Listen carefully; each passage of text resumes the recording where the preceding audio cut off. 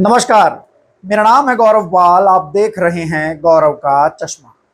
हाल ही में supreme court ने एक ऐसी टिप्पणी की जिसके बाद 2027 के चुनाव की परिभाषा पूरी तरीके से बदल जाएगी। जी हां, 2027 उत्तर प्रदेश विधानसभा चुनाव की परिभाषा पूरी तरीके से बदलने वाली है।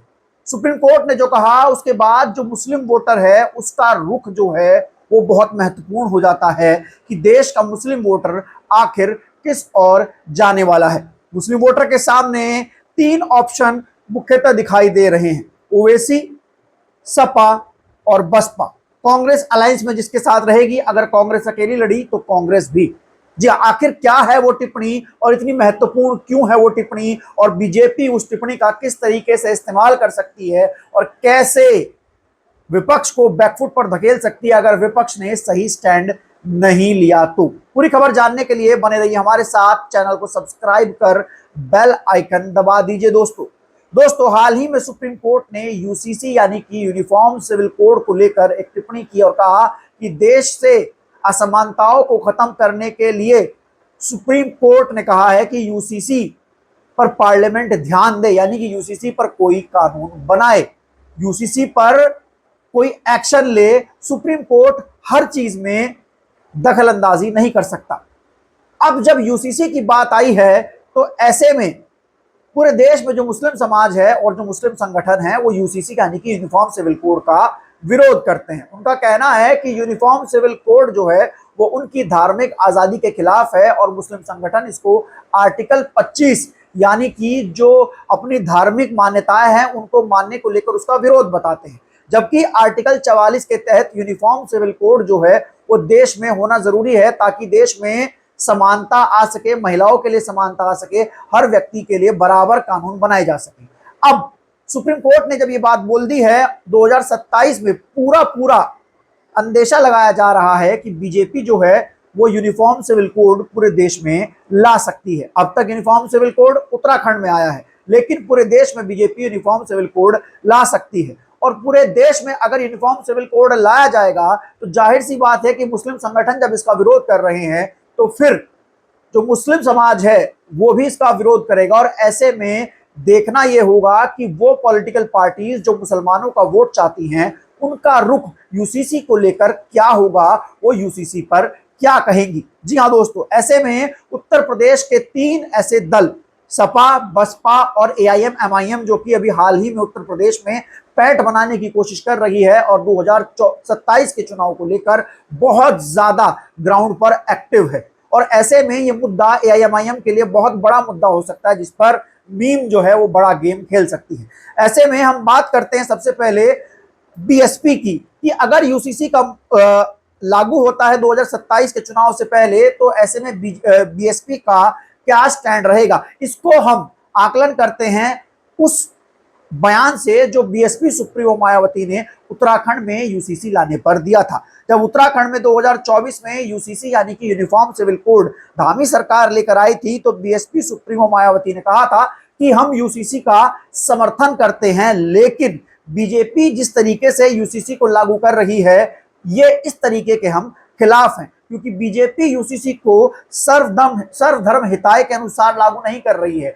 बीजेपी यूसीसी को सब धर्मों के सम्मान बराबरी पर लाने के लिए लागू नहीं कर रही है। बीजेपी यूसीसी को महिलाओं को बराबर अधिकार देने के लिए लागू नहीं कर रही है, बल्कि बीजेपी यूसीसी को अपनी संकीर्ण राजनीति का एक हथियार बनाना चाहती है और देश में सांप्रदायिकता फैलाकर इससे चुनावी लाभ लेना चाहती है, जो कि धोखा है और यह पूरी तरीके से थोपा गया है। मतलब ये बात जो है बीएसपी सुप्रीमो मायावती ने कही कि हम समर्थन करते हैं यूसीसी का, आर्टिकल 44 जो है संविधान में इसका उल्लेख करता है, लेकिन जिस तरीके से बीजेपी यूसीसी को लेकर आई है, उत्तराखंड में लाई है और जिस तरीके से उसको लागू किया है, हम उसके खिलाफ है। क्योंकि बीजेपी का मोटिव यहाँ पर इक्वालिटी नहीं है, बीजेपी का मोटिव यहाँ पर महिलाओं के लिए समानता नहीं है, बीजेपी का मोटिव यहाँ पर सिर्फ और सिर्फ अपनी संकीर्ण राजनीति, धार्मिक राजनीति, सांप्रदायिक राजनीति है ताकि वो दो धर्मों के लोगों को आपस में लड़ा सके। अब बीएसपी सुप्रीमो मायावती का ये स्टैंड बहुत महत्वपूर्ण है क्योंकि इस स्टैंड से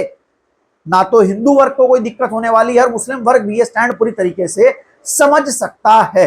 तो वहीं दूसरी ओर हम बात करें समाजवादी पार्टी की। तो अगर हम समाजवादी पार्टी का स्टैंड देखें जो उत्तराखंड में यूसीसी लागू होने के दौरान आया था, तो अखिलेश यादव ने कहा था कि बीजेपी ऐसे आलतू फालतू की चीजों में फंसाकर रोजगार और तमाम चीजों पर ध्यान नहीं दे रही है। यानी कि अखिलेश यादव ने यूसीसी पर बोला लाजमी नहीं समझा था, खुलकर इसका विरोध करना लाजमी नहीं समझा था, क्योंकि अखिलेश यादव एक बात जान गए थे कि अगर वो यूसीसी का समर्थन कर देते हैं तो फिर बीजेपी अखिलेश यादव के खिलाफ चुनाव को सांप्रदायिक कर देगी और उनको यादव और मुस्लिम वोटर के अलावा और कोई वोट नहीं मिलेगा।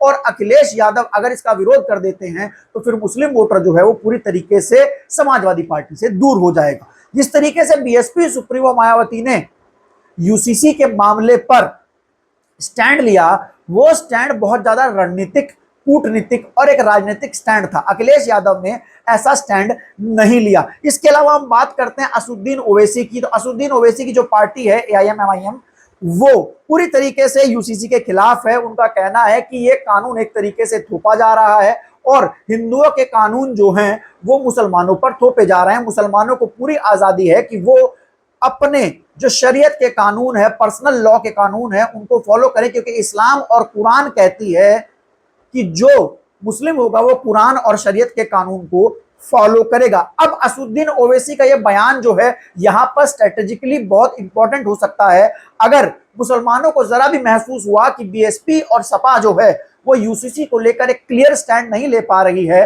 और 2027 से पहले असदुद्दीन ओवैसी एक क्लियर स्टैंड इसमें ले लेते हैं, तो ऐसे में मुस्लिम वोटर जो है, जो इस समय देख रहा है कि उसको कहां जाना है, अभी ये नहीं कह सकते वो सपा के साथ है, ये नहीं कह सकते वो बसपा के साथ है। बीएसपी मुस्लिम वोटर को अपने साथ लाने के लिए पूरा जोर लगा रही है, लेकिन मुस्लिम वोटर गौर करता हुआ दिखाई नहीं दे रहा है। तो ऐसे में असदुद्दीन ओवैसी इस चीज का फायदा उठा सकते हैं और उत्तर प्रदेश की सियासत में उनको स्टैब्लिश होने के लिए सिर्फ मुस्लिम वोटर की जरूरत है। जिस तरीके से बिहार में ओवैसी ने मुस्लिम बहुल सीटों पर बहुत अच्छा प्रदर्शन किया, ऐसे में अगर ओवैसी बीजेपी के लाए हुए यूसीसी का विरोध करेंगे तो उत्तर प्रदेश का मुसलमान जो है वो पूरी तरीके से ओवैसी के साथ चला जाएगा, ओवैसी के साथ बोलेगा। ऐसे में यहाँ पर बसपा और सपा के लिए एक बहुत महीन संकीर्ण ये हो जाएगा कि उनको इस पर बहुत समझदारी से स्टैंड लेना होगा ताकि मुस्लिम वोटर उनकी तरफ। यादव के साथ बड़ी दिक्कत यह है कि अखिलेश यादव यूसीसी के मुद्दे पर ज्यादा कुछ नहीं बोल सकते। अगर वो यूसीसी का